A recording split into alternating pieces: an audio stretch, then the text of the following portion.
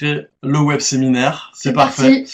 L'enregistrement est lancé. Nous voilà partis pour 1 heure de web séminaire dédié à la thématique de l'habitant.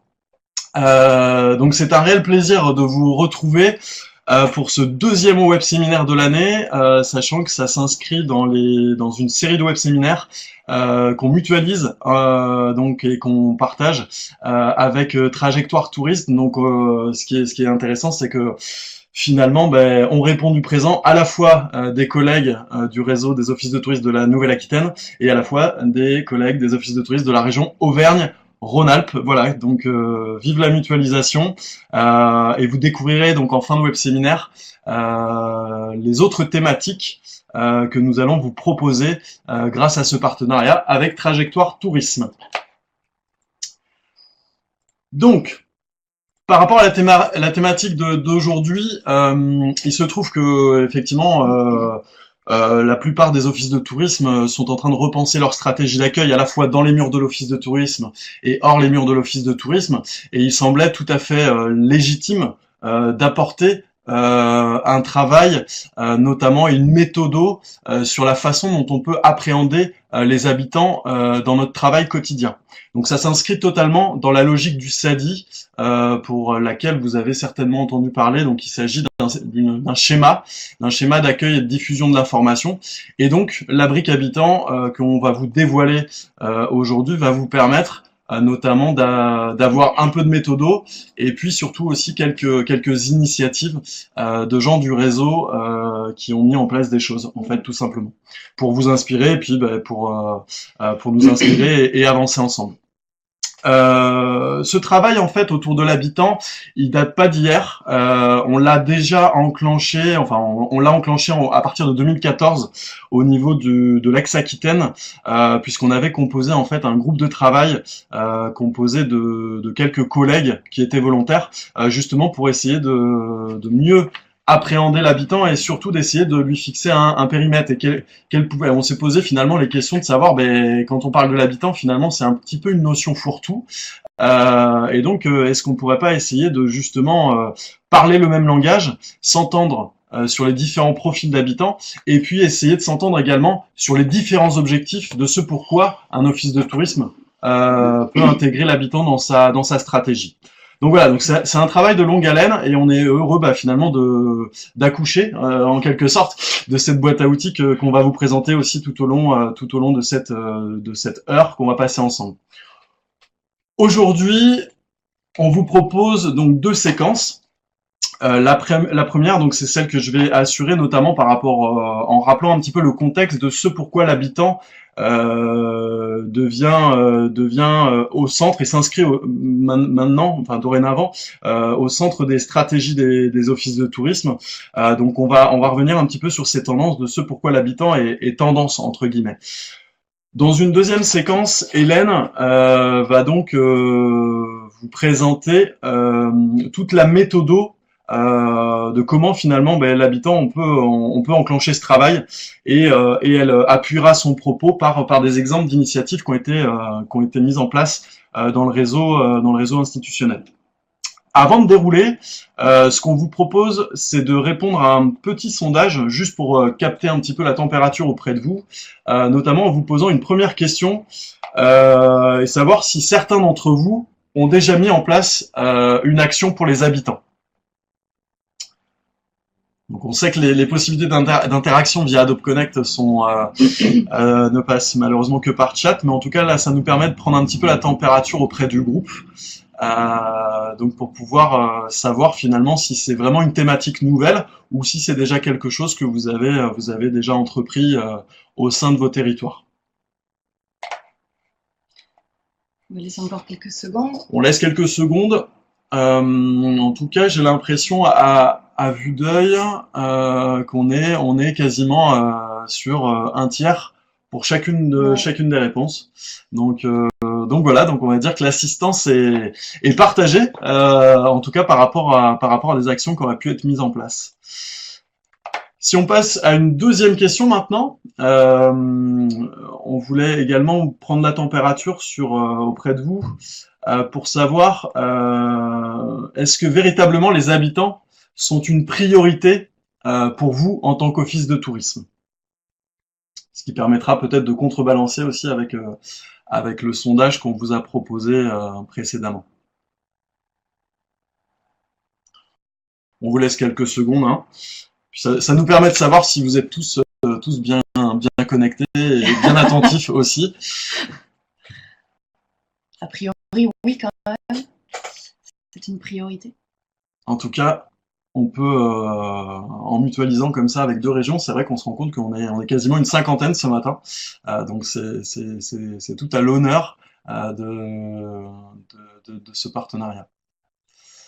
Donc on se rend compte finalement, contrairement à la question précédente, là où c'était un petit peu, on va dire, équilibré, là on se rend compte que finalement, pour 80% des gens qui assistent à ce web séminaire, finalement les habitants deviennent une priorité pour les institutionnels.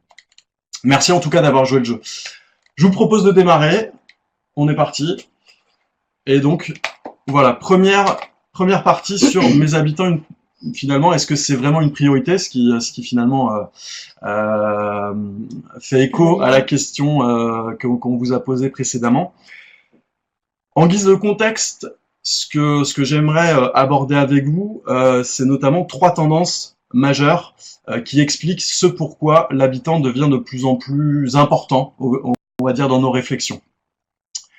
La première, donc, qui est symbolisée par cette petite image, donc on se rend compte que finalement, et donc qui désigne l'économie du partage, et donc avec évidemment l'accélérateur qui est Internet, on se rend compte que l'économie collaborative dont vous avez tous entendu parler est en plein boom, est en plein essor. C'est vrai qu'on peut pas, on passe pas une journée sans entendre finalement à la radio ou dans les journaux la création ou l'ouverture d'une nouvelle plateforme qui permet de mettre en lien offre et demande, notamment sur le secteur touristique.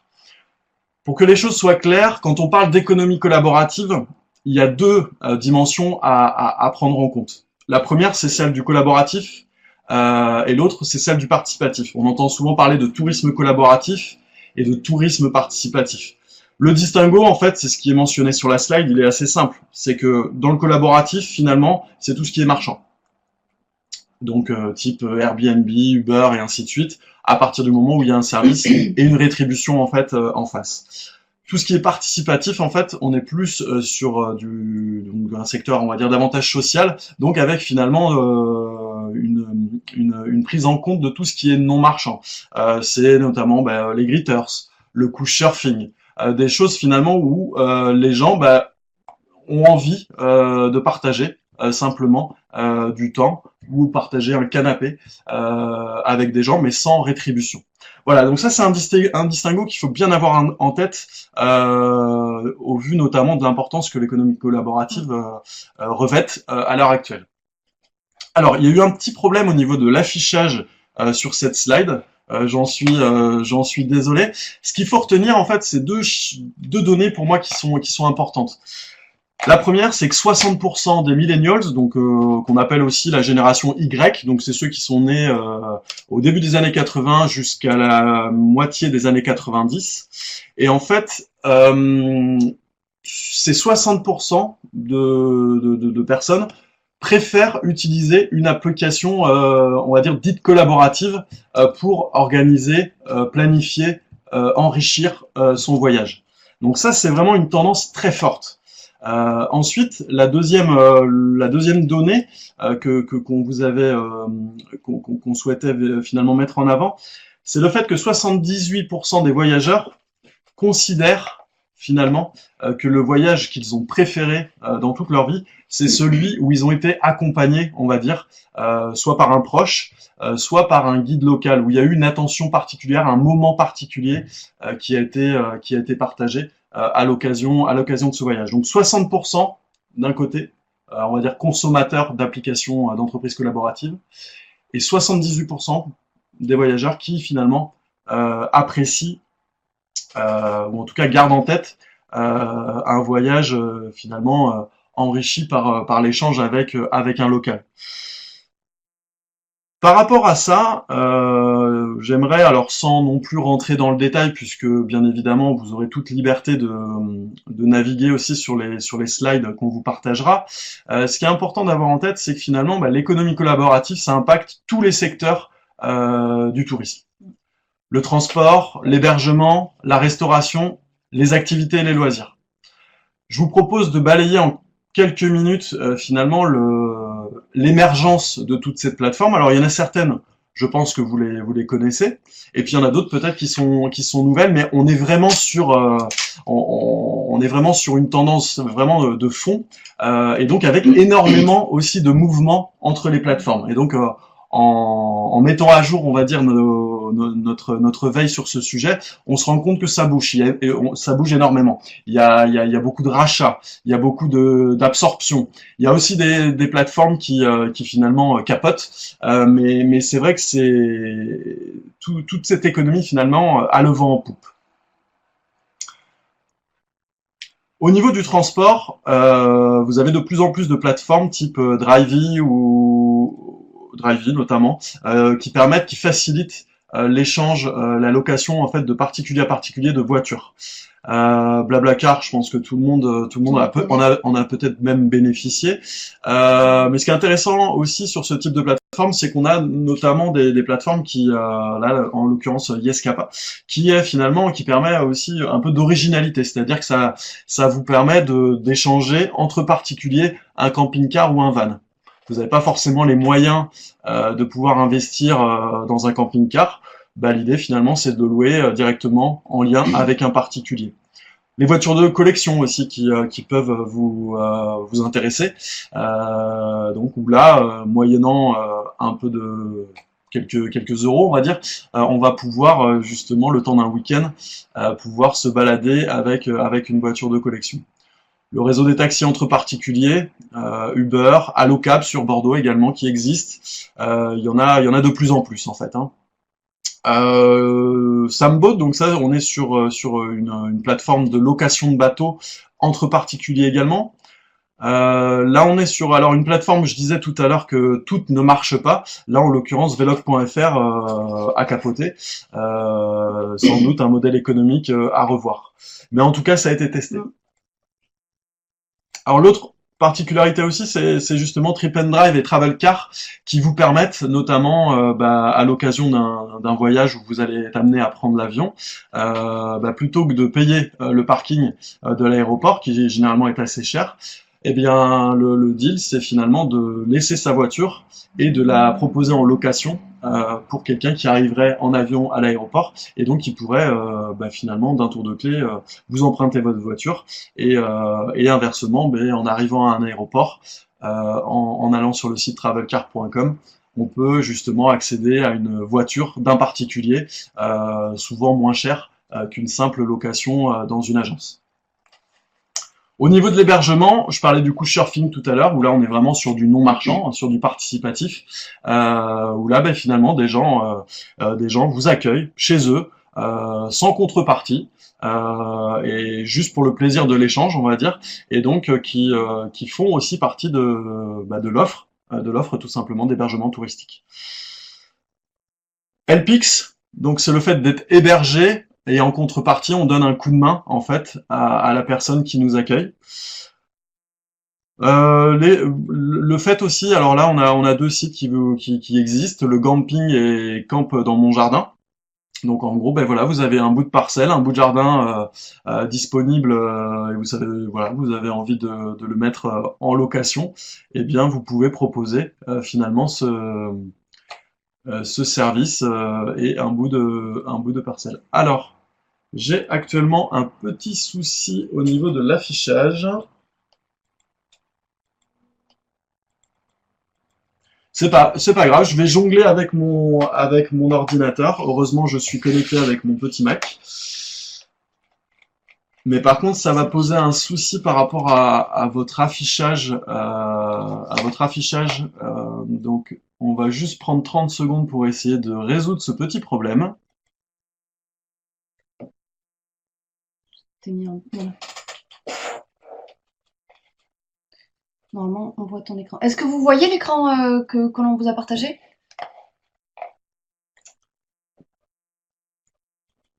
Bon, On va le faire avec le tien, je pense. ouais. Mais pourquoi ça s'affiche pas?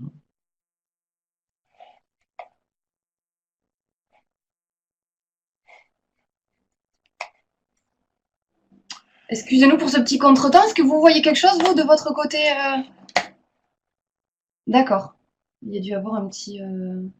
Bon, écoutez, excusez-nous pour le petit bug technique. Il y a eu un problème d'affichage, mais ça semble résolu. Donc pour poursuivre par rapport à ces possibilités d'hébergement en fait hein, qui fleurissent sur la toile. Alors Airbnb, bon tout le monde le connaît, mais par contre ce qui est intéressant, c'est justement qu'ils ont ouvert finalement le champ des possibles, notamment en acquérant la plateforme Trip for Real, qui permet finalement de vous proposer aussi des expériences à vivre lors de votre séjour chez un autre Airbnb. Et là, ça devient intéressant pour le touriste parce que finalement, il n'a pas qu'une simple prestation d'hébergement, il a aussi finalement des suggestions de choses à faire dans le territoire dans lequel il souhaite séjourner et il a réservé donc sur Airbnb.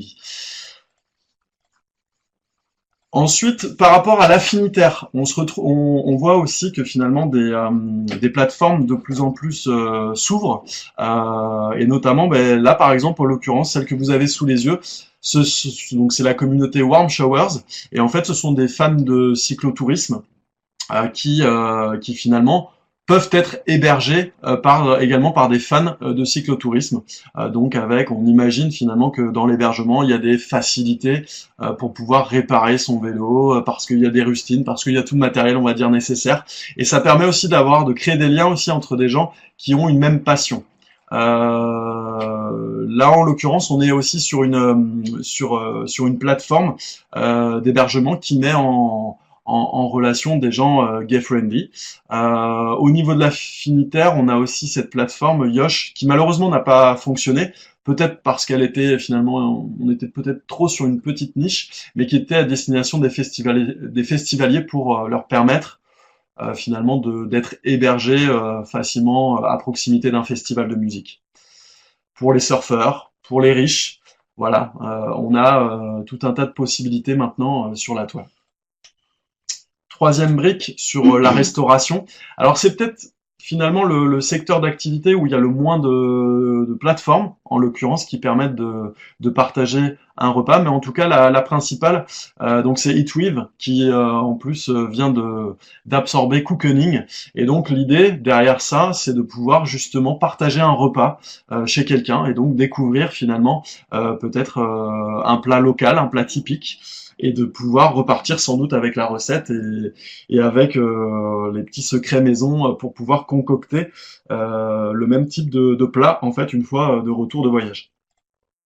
On a également Voulez-vous dîner qui existe si ça vous intéresse, vous avez les liens bien évidemment hypertextes qui pourront vous permettre d'accéder à ce type d'offre.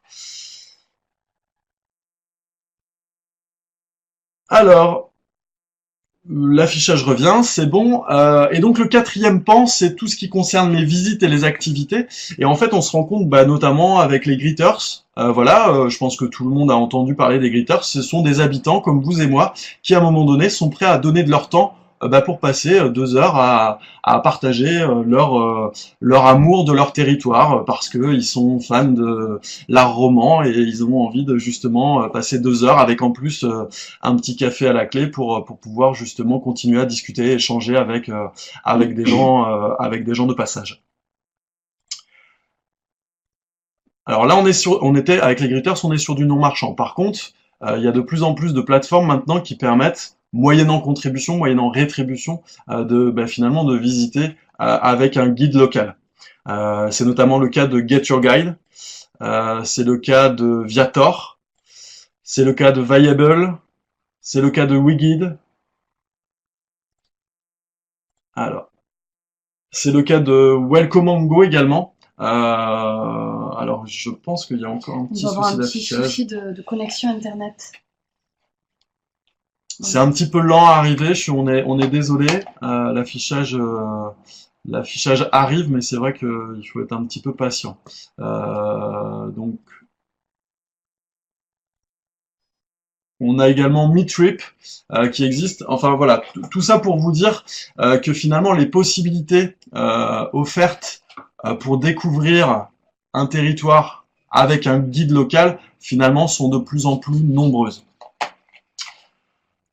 Donc ça, voilà, j'en termine sur cette première tendance où vraiment l'économie collaborative remet au centre finalement l'habitant et la possibilité de pouvoir échanger et obtenir éventuellement un service auprès d'un habitant.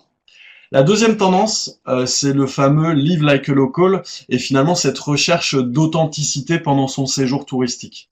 Alors, pour pouvoir s'entendre aussi sur la terminologie, c'est vrai que qu'est-ce qu'on entend par authenticité? On en entend parler, mais c'est vrai que voilà, qu'est-ce que ça revêt derrière? Finalement, on vous a mis une définition, mais ça désigne le fait de pouvoir en tant que touriste retrouver des valeurs de partage et avoir le sentiment de vivre une expérience unique. Et c'est finalement un espoir aussi de se sentir privilégié lors de son séjour, lors de sa découverte d'un territoire. Et en fait, en misant aussi et en espérant derrière tout ça, avoir un échange privilégié avec un local, pour qui va nous parler de ses traditions, de ses histoires, de ses anecdotes, de ses légendes, et essayer finalement de faire de cette expérience-là quelque chose de rare et précieux. Et c'est véritablement cette quête-là autour de l'authenticité qui semble être de plus en plus un facteur important à considérer pour tous les acteurs concernés par l'activité touristique. On reviendra tout à l'heure sur quelques exemples qui permettent de renforcer ça, mais c'est vrai que voilà, comment on sait que l'authenticité, l'expérience, vivre une expérience, c'est quelque chose de fondamental, mais voilà, en tant qu'office de tourisme, comment j'arrive à retranscrire dans mon offre finalement cette possibilité-là de recherche d'authenticité, c'est ces fameux bons plans en fait, ces petits coins à champignons. Voilà, comment faire en sorte que dans son offre, on arrive à pouvoir donner envie et puis donner aussi cette sensation aux touristes d'avoir eu les petits conseils sur mesure. Pour appuyer cette recherche et cette quête d'authenticité, il y a quelques plateformes notamment qui surfent là-dessus. Vous avez notamment Goodspot qui vous est présenté à l'écran et qui permet justement, et leur punchline sur la page d'accueil, c'est vraiment sortez des sentiers battus. Vous en avez marre d'être pris pour un touriste un peu mouton, eh bien nous allons vous proposer des sentiers ou en tout cas des idées d'activités où les touristes ne vont pas. Vous avez aussi les Local Heroes qui sont finalement des plateformes qui permettent voilà, de partager un moment, un instant avec un habitant autour d'un café par exemple. Où, voilà, il peut vraiment y avoir pléthore de choix. Vous avez aussi maintenant de plus en plus de communautés de partage autour des passions, des hobbies. C'est notamment le cas de Meetup, c'est notamment le cas de Trip & Co. Voilà, quoi de mieux que partager un apéro avec des locaux pour finalement discuter bout de gras. Vous avez également Gimti. Enfin voilà, je vais pas toutes les balayer, mais on est vraiment sur une tendance de fond sur cette fameuse recherche d'authenticité. Enfin, et pour terminer ce propos introductif autour des grandes tendances, la troisième tendance par rapport qui fait que l'habitant est vraiment remis au centre, on va dire, de l'économie touristique, c'est aussi cette notion autour de la tourismophobie. On a pu voir notamment ces derniers mois finalement qu'il y avait quelques mouvements de protestation avec parfois un affichage assez cru, on va dire, est assez réfractaire vis-à-vis des touristes.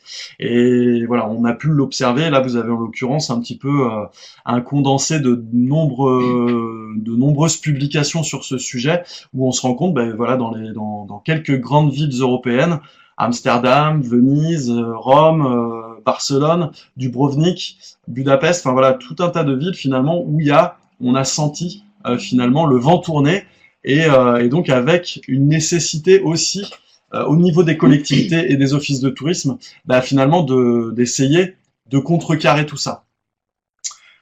Pour ceux qui ont eu la chance d'assister aux rencontres du e-tourisme à Pau, aux dernières rencontres, il y a eu l'intervention de Copenhague, qui notamment a enclenché un travail sur ce sujet, finalement pour tenter, en tout cas, d'être proactif sur ce sujet de l'acceptation d'autrui et sur le fait de pouvoir justement anticiper et mettre en place des actions pour éviter finalement de se retrouver confronté à des mouvements de protestation et de l'affichage, on va dire, un peu agressif vis-à-vis des touristes.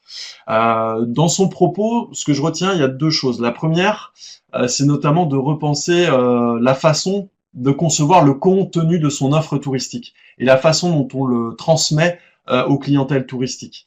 Ça suppose quoi? Ça suppose de finalement repenser l'animation de son réseau d'acteurs, l'animation de son réseau d'habitants. Finalement, on parlait tout à l'heure de l'authenticité, de la quête de sens. Comment finalement, en tant que professionnel, on va dire du tourisme, quand je travaille dans un office de tourisme, dans un CDT, dans un CRT, finalement cette offre, comment je peux faire en sorte de m'appuyer sur finalement sur mes acteurs locaux pour créer et co-construire avec eux finalement le contenu de l'offre que je valorise. Pour éviter finalement la fracture entre l'affichage, la promotion et finalement l'image réelle de ce que les touristes vont découvrir une fois sur place. Ça, c'est le premier point. Le deuxième point, c'est par rapport à cette façon de penser le maillage et le déplacement des flux de touristes pour éviter finalement une trop grande concentration, on va dire dans les centres-villes et notamment dans les lieux à forte fréquentation. C'est essayer finalement d'imaginer, de créer de nouvelles histoires et de nouveaux lieux à faire découvrir aux clientèles touristiques et aussi bien évidemment aux habitants pour éviter au maximum les bouchons et ce sentiment finalement d'être les uns sur les autres. Ça, c'est pour Copenhague. Enfin, par rapport à Bordeaux, il se trouve qu'il y a également des actions qui vont être mises en place pour un peu contrecarrer ou faire le contre-pied plutôt à cette éventuelle tourismophobie. Et donc, on a notamment un encadrement de Airbnb, puisqu'en fait, les propriétaires bordelais ne pourront pas louer plus de 120 jours leurs biens et ils devront être déclarés en préfecture. Et il y a aussi notamment ce travail qui va être enclenché sur un site internet pour découvrir la métropole autrement et donc principalement à destination des habitants pour essayer comme je le disais à l'instant, de réfléchir à la façon de pouvoir vivre différemment le territoire et essayer de pouvoir au maximum éviter la concentration trop importante en fait à certains endroits simplement. Voilà, je laisse Hélène poursuivre notamment maintenant qui va vous apporter du concret une fois qu'on a brassé finalement ces tendances. Juste avant qu'elle vous présente les outils et un petit peu les éléments méthodaux. En résumé, je parlais de la tendance de l'économie collaborative. Finalement, on se rend compte que les habitants sont partout dans l'offre. Donc ça veut dire, en tant qu'office de tourisme, ça pose la question de savoir qu'est-ce que j'en fais de cette offre? Est-ce que je la relaie? Ou est-ce que finalement je n'en fais rien et je considère finalement qu'elle peut vivre d'elle-même? Ça, c'est le premier questionnement de fond. Le deuxième, par rapport à cette recherche d'expérience, d'authenticité, ça pose la question de comment, en tant qu'office de tourisme, je crée de l'authenticité. Et ça vient aussi à repenser finalement la façon dont on travaille avec ces acteurs locaux et la façon dont on promeut sa destination. Enfin, le troisième, donc c'est par rapport à la tourismophobie, c'est finalement comment en tant qu'office de tourisme, on a vu quelques ébauches de solutions, mais c'est comment finalement prendre le contre-pied et être hyper, on va dire, proactif pour éviter au maximum de rencontrer ces difficultés. Voilà, j'en ai fini pour ce contexte. Je laisse maintenant Hélène dérouler en fait sur Super. tout ce qu'elle a à nous partager. Merci Fabien, effectivement ce contexte est assez riche et dense, mais c'est important de le repréciser puisqu'il fait bien prendre conscience en fait de l'importance de travailler avec les habitants. La boîte à outils metteur en scène avait été imaginée au départ pour les élus, faire comprendre aux élus le rôle de votre office de tourisme. Ensuite il y a eu une brique prestataire. Donc également pour voilà, faire comprendre à vos prestataires de l'importance de travailler avec vous et les missions que vous avez au quotidien. Et l'habitant était important pour nous à ce niveau-là aussi, puisque voilà, ça fait partie intégrante de votre quotidien, étant donné tout le contexte que vous a présenté Fabien. Alors, la première étape, en fait, avant de démarrer tout travail avec vos habitants, c'est de se demander quel rôle peut avoir votre habitant dans l'activité touristique. Pour cela, en fait, avec le groupe de travail dont vous a parlé Fabien donc, en tout début de sa présentation, nous sommes imaginés en fait des scénarios pour pouvoir rentrer un petit peu dans les personnages et pour pouvoir identifier quel rôle et quelles actions ils pouvaient jouer au niveau du tourisme sur vos territoires. Alors on est parti sur deux personnages, donc avec notre groupe de travail, Jean et Marie. L'un est boucher à Sarlat, on a imaginé voilà qu'il pouvait être boucher à Sarlat, et Marie, secrétaire de mairie, donc dans n'importe quelle commune, là on imaginait Biscarrosse. Et puis on s'est interrogé avec le groupe de travail sur quelle action ils vont avoir ces deux personnages dans l'activité touristique, quel rôle ils vont pouvoir jouer. Donc, on a eu tout un travail de brainstorming avec le groupe. Donc voilà, on va vous passer tous les détails. On a essayé donc de résumer ces différents points communs. Donc là, c'est pareil, hein, je ne vais pas m'attarder sur tout ça. L'important, en fait, c'est que voilà, on a rassemblé ces différents points communs et on a pu identifier 5 rôles majeurs que pouvaient jouer Jean et Marie, mais bien évidemment vos habitants de manière générale. Vos habitants peuvent être un jour accueillants, ils peuvent être offreurs, ils peuvent être consommateurs, ils peuvent être influenceurs et ils peuvent être citoyens. Et donc, on a validé avec l'ensemble des participants donc de ce groupe de travail les 5 profils, on va dire, qui reviennent sur l'ensemble des destinations et l'ensemble des actions que peuvent avoir les habitants. Et donc ça, c'est vraiment le travail préalable, voilà, se poser, de se dire, mais moi, mes habitants, quel rôle ils ont sur mon territoire, avant de continuer à enclencher voilà, le reste du travail. Alors pour préciser un petit peu chacun des profils, on va effectivement vous les lister et vous les détailler un petit peu plus. Le premier qui est l'offreur, donc là c'est l'habitant qui va proposer une offre touristique, alors qu'elle soit marchande ou non marchande. Donc Fabien l'a précisé donc dans son propos tout à l'heure. Et cette offre en fait est susceptible d'être consommée par un touriste. Donc là, clairement, on est sur les propriétaires Airbnb, on est aussi sur les chauffeurs de taxi, on est sur les greeters dans ce profil-là. L'enjeu pour vous, c'est la prise en compte donc de l'économie collaborative, donc non marchande, pardon, et l'économie participative, donc non marchande. Et le deuxième enjeu pour vous aussi en tant que structure touristique, c'est de prendre en compte les nouvelles attentes de votre clientèle, d'où le contexte important que vous a présenté Fabien tout à l'heure. Le deuxième profil est celui du consommateur. Donc là, c'est l'habitant qui est un client sur son territoire, il est touriste chez lui, c'est un usager potentiel donc de vos services au sein de l'office de tourisme, de votre offre touristique globalement sur le territoire. Ici, pour vous illustrer ce profil, on a pris l'exemple des retraités qui, pendant les vacances, vont accueillir leurs petits-enfants et qui ont besoin de connaître en fait l'offre touristique que vous pouvez proposer pour cette cible-là. Ça va être également les néo-résidents, donc qui vont arriver sur le territoire et qui vont avoir besoin de connaître un petit peu les idées de sortie, les activités qu'ils vont pouvoir trouver sur votre territoire. Et donc là, l'enjeu pour vous, on est carrément sur voilà, le tourisme de proximité et l'idée de bien faire connaître le rôle de votre office de tourisme auprès de vos habitants. Le troisième profil, alors je vois que les slides ont un petit peu bougé à l'écran, donc vous retrouverez bien évidemment toute cette présentation en ligne avec également la rediffusion de ce web séminaire. Donc je disais, le troisième profil qui a été identifié donc avec le groupe de travail, c'est le profil de l'influenceur. Donc, c'est l'habitant qui va faire la promotion de son lieu de vie, que ce soit sur les réseaux sociaux, sur son blog, ou carrément de vive voix quand il est en déplacement, et qui va influencer sa communauté. Alors là, il faudra faire attention à cette notion d'influence qui peut être positive, voire négative. Donc là, c'est également un travail qu'il est important de mener sur vos territoires. On est dans les exemples avec les blogueurs. On peut être aussi, par exemple, avec une banda qui va se déplacer sur l'ensemble du territoire national et qui va être vecteur d'image de votre territoire.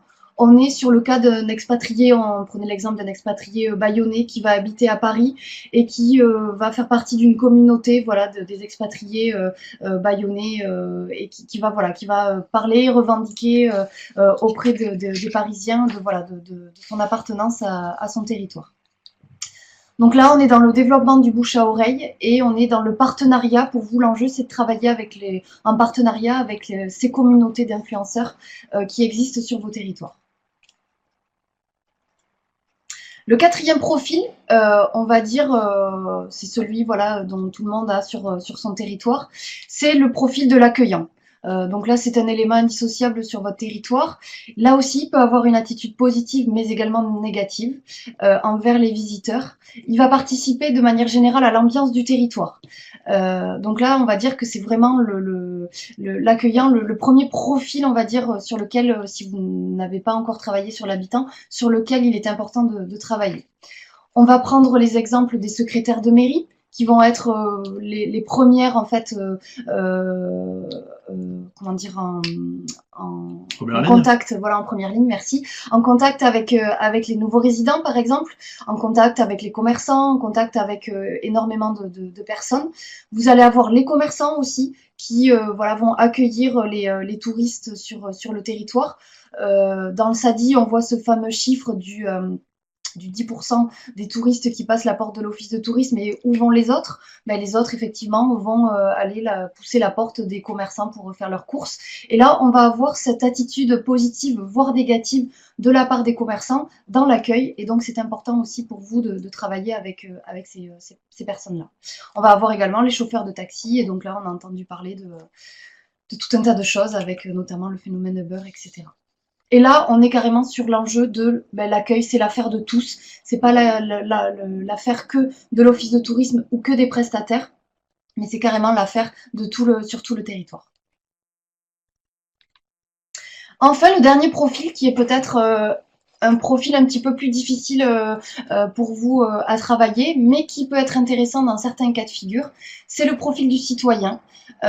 Où là, l'habitant citoyen, donc là on parle aussi à vos élus puisque ce sont des électeurs qui y a derrière tout ça, c'est l'habitant qui va être impliqué ou pas dans la dynamique touristique locale. Et comme je disais, c'est un habitant qui va voter, donc qui va être intéressant pour les élus.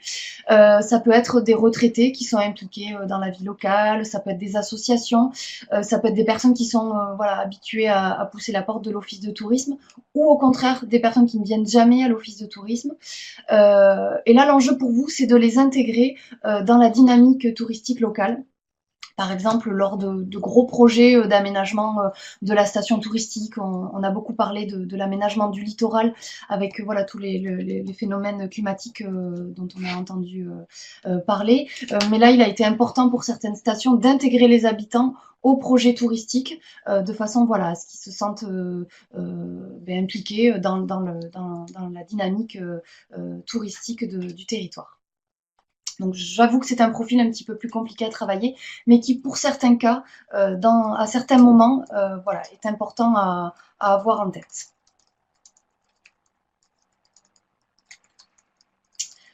Alors ici, on vous a reprécisé dans cette slide voilà, les 5 profils pour que vous les ayez bien en tête. c'est vraiment, comme je disais tout à l'heure, la première étape, avoir connaissance de ces 5 profils-là avant de pouvoir vous engager dans tout autre travail avec vos habitants. Cette partie-là va vous permettre aussi de les recenser, alors par différentes méthodes. Hein, vous allez pouvoir avoir accès aux fichiers via vos collectivités, via l'INSEE, via des associations. Mais avec ces 5 profils-là, voilà, il est important après de vous créer une base de contact pour pouvoir après aller cibler vos habitants. Alors pourquoi justement cette notion d'habitant est importante et il est important de travailler avec différents habitants. Donc on a identifié 6 objectifs justement à travers toujours ce groupe de travail dont on vous a parlé en préambule. On est reparti sur la même technique que pour l'exercice précédent. Une technique en entonnoir, on a brainstormé, on avait nos différents profils et on s'est dit voilà, pourquoi, en tant que de structure touristique, il était important de travailler avec nos différents profils d'habitants. On va y revenir tout à l'heure. Le premier objectif, c'est voilà, moi je veux informer mes habitants de mon rôle en tant qu'office de tourisme. Voilà, j'entends parler des habitants dans la rue, de oui, mais l'office de tourisme, il est ouvert, qu'est-ce qu'il fait, pourquoi pourquoi la collectivité subventionne l'office de tourisme. Le premier travail que vous pourriez enclencher, c'est justement d'informer sur vos missions en tant qu'office de tourisme. Alors, on parle des habitants, c'était le travail que vous avez certainement fait avec vos élus, que vous avez fait avec vos prestataires, mais sachez que c'est un objectif clairement identifié, que d'informer aussi vos habitants sur voilà, ce que vous faites au quotidien dans votre structure office de tourisme. Le deuxième objectif qui a été identifié, c'est améliorer la qualité d'accueil et l'hospitalité sur mon territoire. Tout à l'heure, on parlait des commerçants, on parlait des taxis, par exemple, qui accueillent sur votre territoire, que la qualité de l'accueil pouvait se faire ressentir de manière positive, mais également négative. Et donc là, c'est un objectif qui est également important pour vous en tant que structure touristique, voilà, de pouvoir avoir conscience de l'impact de cette qualité d'accueil. Est-ce qu'elle est positive, est-ce qu'elle est négative? Et donc de pouvoir enclencher un travail avec vos habitants de façon à avoir une qualité d'accueil qui soit égalitaire sur l'ensemble de votre territoire. Le troisième objectif qui a été identifié, c'est de promouvoir l'offre touristique sur le territoire auprès de vos habitants, de façon à en faire des relais de l'information touristique et, dans un deuxième temps, de les inciter à expérimenter et à consommer votre offre touristique. Ici, on est par exemple avec nos grands-parents qui vont accueillir leurs petits-enfants pendant les vacances scolaires et qui vont avoir besoin de connaître un petit peu l'offre que vous pouvez leur proposer, qui vont être très demandeurs de tout ça pour pouvoir faire voilà, consommer leurs petits-enfants sur le territoire. Le quatrième objectif va être le travail que vous allez pouvoir faire autour de vos prescripteurs, de vos influenceurs, de façon voilà, à connaître ces communautés-là que vous avez sur votre territoire, à travailler avec eux et de développer un sentiment d'appartenance au territoire si ce n'est pas fait au préalable. C'est voilà, de travailler avec vos habitants de façon à ce qu'ils puissent influencer positivement le regard de leur communauté sur votre territoire. Le cinquième et avant-dernier objectif, c'est celui d'enrichir et de diversifier votre offre touristique grâce à l'habitant. Alors, on a beaucoup parlé des Gritters dans le contexte introductif avec Fabien. Il y a d'autres façons voilà, d'impliquer vos habitants et de les faire devenir acteurs sur votre territoire. On y reviendra tout à l'heure aussi. Et enfin, le dernier objectif qui fait le lien avec le dernier profil que je vous ai présenté, c'est d'impliquer les habitants dans l'action touristique locale. Et donc voilà, ça fait clairement écho au profil du citoyen et on aura des exemples tout à l'heure un peu plus concrets dans le benchmark que je vais vous présenter pour illustrer un petit peu cet objectif-là. On va rentrer clairement dans le benchmark dès maintenant pour pouvoir illustrer ces 5 profils. Donc vous avez bien compris un petit peu les différentes étapes. La première étape, c'est de se dire, voilà, quels sont les profils de mes habitants sur mon territoire? Est-ce que j'ai plutôt des accueillants, des consommateurs, des influenceurs? quel est l'objectif que je vais me fixer moi en tant que structure touristique, et en fonction de l'objectif, je vais aller chercher ces différents profils d'habitants. Je vais par ce profil-là pouvoir les recenser. Je vais aller chercher un listing via l'INSEE, via mes collectivités, via les associations que j'ai sur le territoire, voilà, ou toute autre façon de pouvoir se fournir un fichier contact. Et cette dernière partie, en fait, que vous retrouverez aussi en ligne sur la boîte à outils qu'on vous a concoctée. Alors là, par manque de temps, je vais vous présenter seulement un ou deux exemples, mais notre boîte à outils va être un petit peu plus fournie et va vous donner beaucoup plus d'idées. Mais il nous paraissait important, voilà, de pouvoir illustrer les objectifs qu'on vous a présentés par des exemples qui se font ici et ailleurs. Le premier objectif que je vous ai présenté, donc, c'est informer les habitants de mon rôle en tant qu'office de tourisme. Donc là, on est carrément sur les 5 profils présentés tout à l'heure. Le premier exemple que je trouvais intéressant, que vous retrouverez dans notre boîte à outils, c'est cette image de l'iceberg qui a été présenté par l'office de tourisme de Côte-de-Bourg, donc en Gironde. Ils ont créé un web magazine pour présenter un petit peu les rôles et les missions de l'office de tourisme. Donc chaque salarié de l'office de tourisme se présente. Vous avez une petite photo qui voilà, qui humanise un petit peu le salarié. Le salarié explique aussi, voilà, son petit coin préféré, les petits conseils voilà, pour les habitants. Ce guide a été à destination donc des habitants et des prestataires du territoire. Et à la fin du guide, vous retrouvez cette petite image de l'iceberg avec, voilà, qui est très parlante puisque vous avez la partie visible de l'iceberg avec les missions, on va dire, que tout le monde connaît, la mission d'accueil, la billetterie, la boutique, la communication, voilà, les missions un petit peu régaliennes de l'office de tourisme. Et puis, justement, la partie cachée de l'iceberg, ce sont toutes les missions que les habitants n'ont pas connaissance. Et donc, voilà, cet exemple-là était très visible parce que voilà, vous poussez la porte de l'office de tourisme, vous avez la partie visible de ce que fait au quotidien l'office de tourisme et puis la partie cachée de ce que peut faire les salariés de l'office de tourisme en termes de commercialisation, en termes de promotion et également toute la partie administrative. On vous a mis également les liens voilà, pour que vous puissiez contacter, si vous voulez, les personnes qui ont mis en place ces actions-là, et puis les liens pour aller retrouver tous ces exemples aussi.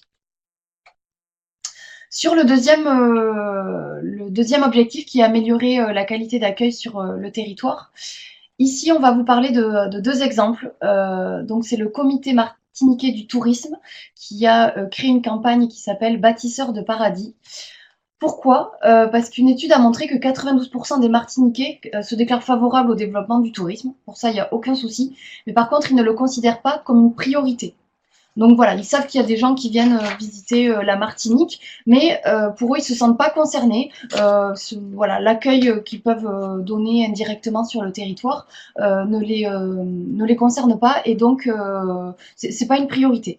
Et donc là, l'objectif à travers cette campagne, c'était d'augmenter justement le taux de satisfaction des touristes en matière de qualité d'accueil. Il y a eu des objectifs induits aussi, mais l'idée, c'était, à travers cette campagne Bâtisseurs de paradis, de pouvoir aller toucher les habitants à travers le public scolaire, puisque c'est également un des composants de votre grande famille des habitants. Et donc sensibiliser donc justement ces scolaires-là pour leur faire prendre conscience du tourisme et de l'accueil qu'ils pouvaient avoir sur le territoire. Donc vous pourrez retrouver en fait tout cet exemple, donc le lien Bâtisseurs de paradis, leur page Facebook et puis le lien au niveau du comité martiniquais du tourisme, voilà, si vous voulez avoir un petit peu plus d'informations sur ce sujet. Le deuxième exemple, en termes d'accueil sur le territoire, donc là c'est l'exemple de l'Office de tourisme de Lyon, qui a fait appel à des services civiques justement qu'ils ont appelé les City Helpers pour pouvoir arpenter les rues de Lyon et accueillir alors aussi bien les touristes mais également les habitants pour pouvoir voilà, faire la promotion de la ville. Et pour les habitants, c'était un pan important de leur promotion, voilà, pour pouvoir leur parler de ce qu'ils peuvent retrouver sur le territoire du Grand Lyon en termes voilà, de loisirs et d'événements festifs également. Donc les city helpers se baladaient dans la ville de Lyon. Ils étaient visibles avec voilà un petit t-shirt avec le gros I pour matérialiser aussi le fait qu'ils soient rattachés à l'office de tourisme. Vous avez donc comment dire, un petit article qui présente leur initiative. Et puis, vous pouvez aussi contacter l'Office de tourisme de Lyon pour en savoir plus. Sachez que pour les offices de tourisme de la Nouvelle-Aquitaine, nous avons un agrément au niveau régional qui vous permet de bénéficier de jeunes en service civique, justement pour faire de l'accueil hors les murs. Et si, voilà, si cela vous intéresse, vous pourrez me recontacter directement puisque c'est moi qui m'occupe de ce service-là au niveau de la MONA. Le troisième objectif, donc la promotion de l'offre touristique auprès des habitants. Alors, deux approches possibles. Donc, l'idée voilà, de ce service public, l'idée de faire voilà, la diffusion de l'information, mais l'idée aussi de pouvoir faire consommer vos habitants sur le territoire. Et je m'excuse également du petit décalage dans la slide. Alors on est toujours sur Lyon, qui a mené une enquête en 2013 qui a prouvé, et je pense que c'est le cas sur tous vos territoires, que 40% des touristes qui venaient sur Lyon, en fait, dormaient chez les Lyonnais, donc chez les habitants. Ils ont eu l'idée de faire un guide, ce qu'ils ont appelé un guide collector, qui va recenser en fait un petit peu les bonnes adresses, les sorties à destination des Lyonnais qui vont accueillir les habitants chez eux. Donc, ils ont imaginé un guide collector que les Lyonnais, donc les habitants, pouvaient aller récupérer donc au sein de l'office de tourisme et sur d'autres points bien identifiés. Et ils ont imaginé ce guide, voilà, vraiment dans l'idée du collector, il est à destination que des habitants. Il y a eu des campagnes, voilà, d'affichage dans la ville pour faire la promotion de ce guide-là. Et l'idée aussi avec ce guide, et ça a été le cas donc sur le numéro 10 qui est sorti donc à l'automne dernier. Les habitants en fait qui avaient en possession ce guide, enfin qui étaient en possession de ce guide, pouvaient aller faire tamponner le guide et après participer en fait à un jeu concours et ça permettait aussi à l'office de tourisme de savoir combien d'habitants ils avaient pu concerner dans cette campagne du guide collector. Le quatrième objectif, qui est de faire des habitants des prescripteurs de votre territoire et mettre en place tout un sentiment d'appartenance au territoire. Donc là, on a également deux approches, qui est la première par l'entrée marque territoriale, donc partager des valeurs communes, un sentiment de fierté, d'appartenance autour de l'identité du territoire, des produits locaux, des savoir-faire locaux. Et la deuxième entrée qui est plutôt tournée vers les communautés d'influenceurs, donc chose que vous pouvez maîtriser ou que vous ne maîtrisez pas, on y reviendra tout à l'heure. Donc la première entrée qui est autour de la marque territoriale. Donc là, on a la marque de la Bretagne, qui est voilà, à elle toute seule est une marque. Et l'idée du comité régional du tourisme de la Bretagne était de faire parler les habitants sur ce que moi j'aime en Bretagne. Et en gros, voilà, viens en Bretagne, tu vas y retrouver tout ce que nous on aime et tout ce pourquoi on est fiers d'être breton. Ils ont mis en place voilà ils ont incité les habitants à faire des petites vidéos, puis ça a été partagé sur les réseaux sociaux. Je ne vais pas y revenir dessus, on ne va pas vous faire écouter la vidéo, vous avez le lien pour la retrouver. Ils ont mis en place un petit concours pour que voilà, les habitants puissent partager leurs vidéos sur YouTube. Et la vidéo qui a eu le plus de vues, en fait, a été après diffusée sur les chaînes régionales et les chaînes nationales. Donc ça, c'était pour le côté sentiment d'appartenance au territoire. Et pour tout ce qui est communauté d'influenceurs, je ne vais pas m'étendre sur le sujet, mais vous avez les communautés, donc tout ce qui va être Instagram, les blogs, etc. Sachez que nous avons également au niveau de nos contenus de web séminaires, deux web séminaires qui ont été mis en place l'année dernière sur comment mettre en place un Instamit et comment et pourquoi travailler avec les blogueurs. Donc voilà, vous retrouverez tout ça sur la boîte à outils Mona. Mais l'important, c'est de pouvoir prendre conscience de ces communautés-là que vous avez sur vos territoires et de pouvoir travailler avec eux pour qu'ils puissent véhiculer une image aussi positive envers leur communauté. Donc là, on a Instagram avec un exemple de ce qui a pu se faire sur Auxerre. Et puis, un autre exemple avec des blogs, par exemple les pavés bordelais, où voilà, là clairement, si vous naviguez sur le blog, vous avez 30 choses à faire à Bordeaux en hiver. Et donc là, l'intérêt, c'est pour l'Office de tourisme, par exemple, de Bordeaux, c'est d'avoir connaissance de tout ça et de pouvoir travailler avec ces blogueurs-là pour délivrer des messages positifs sur la destination. L'avant-dernier objectif qui est d'enrichir et diversifier l'offre touristique grâce à l'habitant. Ici, on est avec l'exemple du pays d'Ancenis. Alors, je pense que vous en avez tous entendu parler, qui, au moment de rééditer sa carte touristique, s'est dit, pourquoi pas la faire en lien avec les habitants et de demander justement à nos habitants quels sont les petits coins un petit peu incontournables qu'ils auraient à promouvoir sur la destination. Et donc, ils ont créé la carte Nos coins préférés.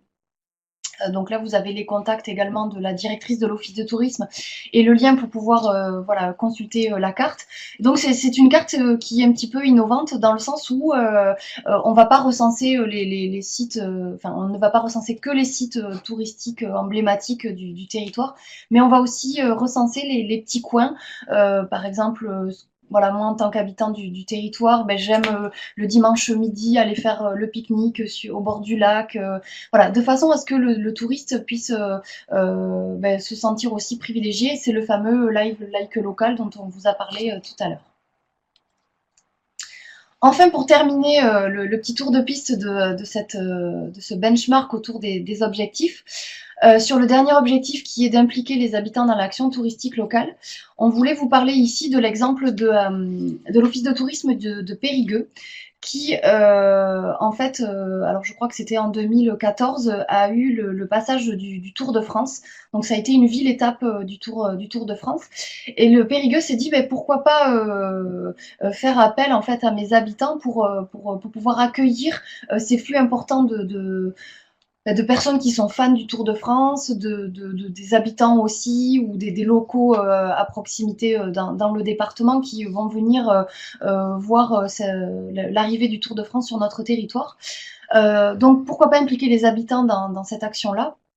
Et donc, ils ont créé à cette occasion un club des ambassadeurs pour les aider justement à accueillir ces flux importants de touristes ou d'habitants. Alors, c'était pas forcément des touristes en tant que tels, mais de personnes qui, voilà, intriguées par l'arrivée du Tour de France, sont venues sur la ville de Périgueux.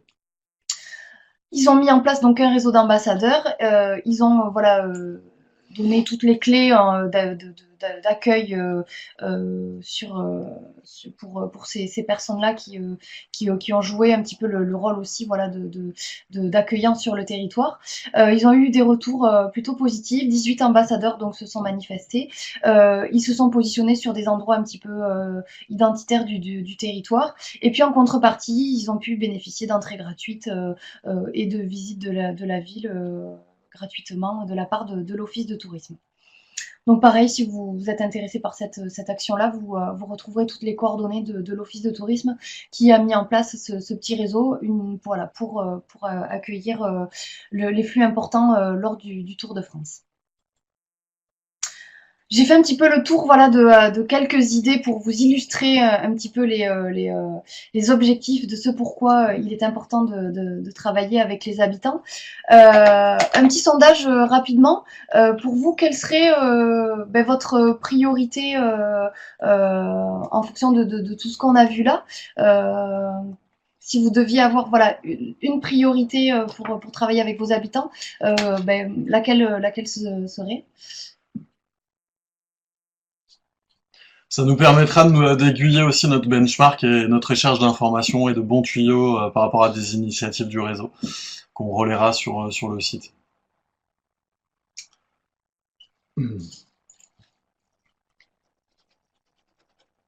Faire de mes habitants des prescripteurs, effectivement, c'est une priorité pour vous. Deuxième priorité, informer les habitants de mon rôle. Ça bouge, hein? Ouais, ça bouge. Promouvoir l'offre touristique. Bon, c'est intéressant, vous voyez, comme disait Fabien, pour nous d'avoir ces données-là.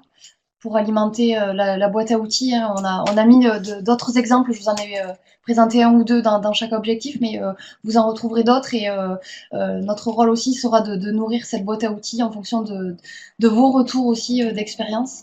C'est pourquoi il est intéressant Ben, d'avoir. j'en ai profité là pendant que tu parlais justement pour bien voir ce qui se disait sur le chat et c'est vrai que il y a notamment le club des clés du Forez qui semble être un espèce de réseau de greeters en fait local donc D'accord. je pense qu'il pourra alimenter la veille et notamment l'objectif numéro 5 à savoir enrichir et diversifier mon offre en s'appuyant Sur les sur mes habitants. habitants. Très bien. Donc merci à Katie, je crois, pour le tuyau.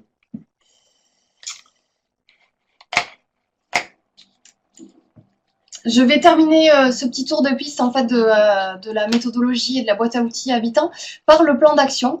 L'idée c'est de vous fournir un tableau de bord. Alors voilà, il est assez simple, hein, mais une fois que vous avez réfléchi à qui sont mes habitants, quels sont les différents profils, comment je peux les recenser, et puis quel objectif je me fixe moi en tant que structure touristique, l'idée c'est de pouvoir rentrer vraiment dans le concret avec ce petit tableau de bord. On va pas le détailler ici, mais vous le retrouverez bien évidemment en ligne sur notre boîte à outils. On vous a donné également un petit exemple qui est détaillé dans la boîte à outils pour vous donner un petit peu l'idée. Voilà, je pars de mon objectif. Pourquoi je veux travailler sur cet objectif-là, avec quel profil d'habitant, à quelle période, comment, quels sont les indicateurs et quels sont les freins aussi que je vais pouvoir rencontrer et comment je vais pouvoir pallier à tous ces freins. Voilà, c'était un petit peu l'idée de ce tableau de bord. J'en ai terminé un petit peu pour le tour de cette boîte à outils. Juste pour vous rappeler un petit peu les différentes étapes. Voilà, en tant qu'office de tourisme, quel est mon objectif principal? Donc, en fonction des 6 objectifs que je vous ai présentés, je vais identifier mon ou mes profils d'habitants, puisque vous l'avez vu, c'est vrai que je ne l'ai pas précisé, mais à chaque profil, on peut avoir, on peut toucher différents, à chaque objectif, pardon, on peut toucher différents profils d'habitants. Je vais identifier mon fichier contact d'habitants, ça c'est très important pour pouvoir ensuite travailler avec eux, et je vais mettre en place mon plan d'action et je vais bien évidemment l'évaluer. Tous nos outils dont on vous a présenté sont disponibles sur la boîte à outils et je vais laisser Fabien vous en parler un petit peu plus. Je vais juste prendre 2 minutes avant de revenir sur quelques questions qu'on a pu avoir sur le chat. Voilà, donc là vous avez une URL, donc j'imagine que le lien est actif. En tout cas, si c'est pas le cas, vous pouvez taper cette URL qui vous permettra d'accéder finalement à l'ensemble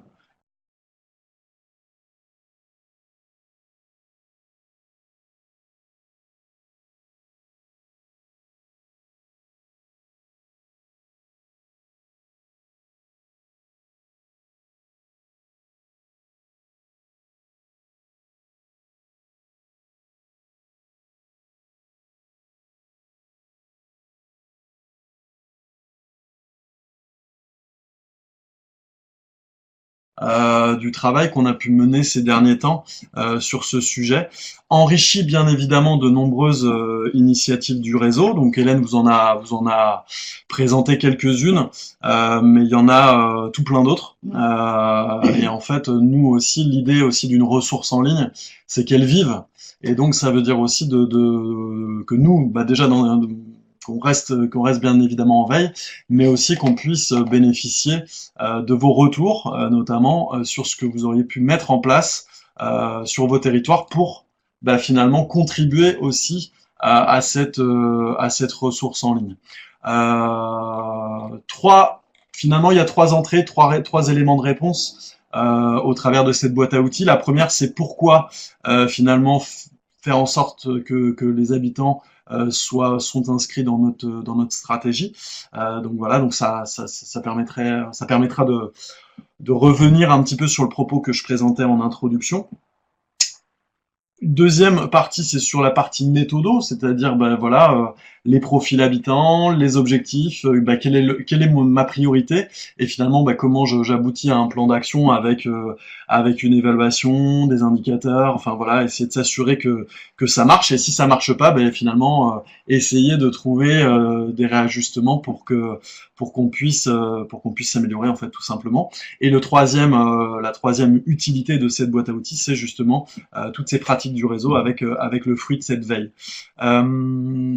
Ce qui peut répondre notamment à une question que j'ai vu passer sur le chat, c'était de voilà comment influer sur l'attitude des services d'accueil qui ne dépendent pas de nous.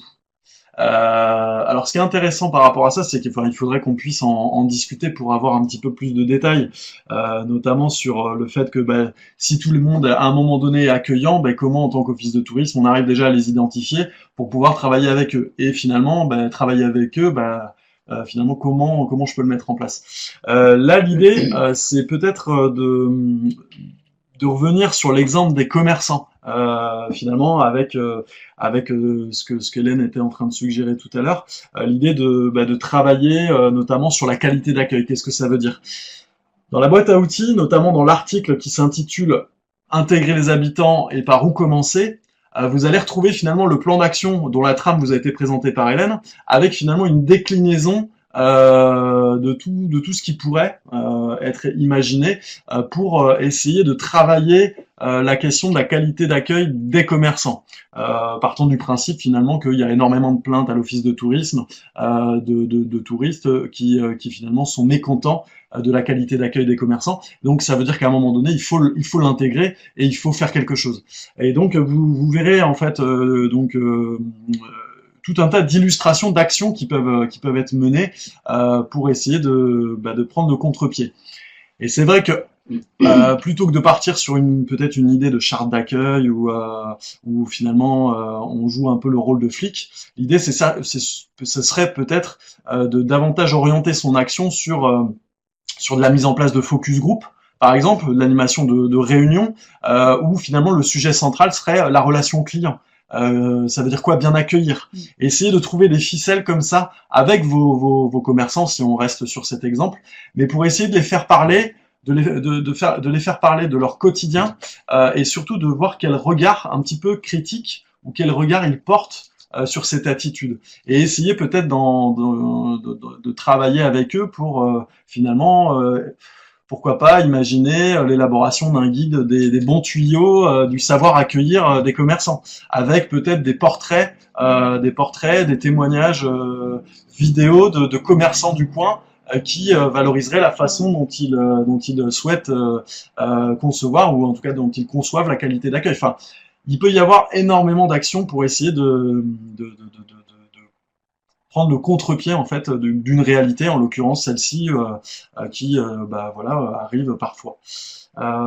Sinon, par rapport à une autre question que j'ai vu passer sur les plateformes de guides, on nous demandait est-ce que ce sont des pros avec des cartes de guide conférenciers, ou est-ce que ce sont des locaux qui s'improvisent guides.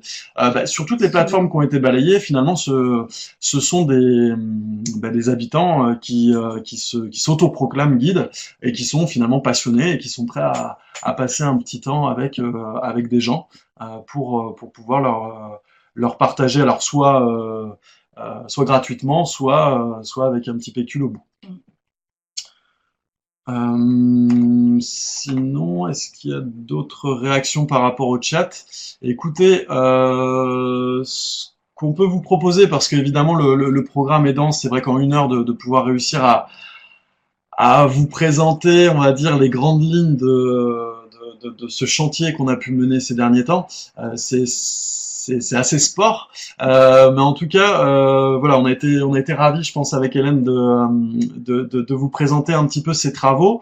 Vous avez sur la slide qui vous est proposée les autres web séminaires qui vont être proposés en partenariat avec Trajectoire Tourisme en 2018. Donc n'hésitez plus, inscrivez-vous si les thématiques vous intéressent. Voilà, est-ce que un petit mot de conclusion peut-être, Hélène? On on espère que ces outils vous serviront au quotidien parce que c'est vrai que voilà, quand on s'est lancé dans cette réflexion autour de l'habitant, on s'est vite rendu compte que c'était un chantier énorme et que ça pouvait vite prendre des grosses proportions. Donc d'où l'importance voilà, de rentrer étape par étape dans ce chantier, de bien se fixer les objectifs pour pouvoir voilà, y aller petit à petit. Et bien évidemment, votre plan d'action, vous n'allez pas le faire là pour l'année en cours, mais voilà, ça va vous prendre du temps et vous allez le faire sur plusieurs années. On espère en tout cas que tous les outils qu'on vous a présentés vous seront utiles.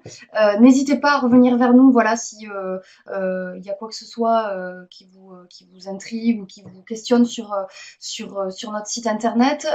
Revenez vers nous également, et ça on insiste là-dessus, pour nous partager vos expériences, pour pouvoir alimenter en fait notre benchmark. Parce que on le voit en discutant avec vous au travers des rencontres, voilà, c'est important pour vous de savoir ce qui se passe ailleurs aussi pour pouvoir s'inspirer. Et l'inspiration, voilà, c'est quelque chose d'important. Donc surtout, n'hésitez pas à nous faire part de tout cela. Merci Hélène, bah, merci à vous, merci aux collègues de Trajectoire Tourisme. Donc voilà, donc c'est voilà.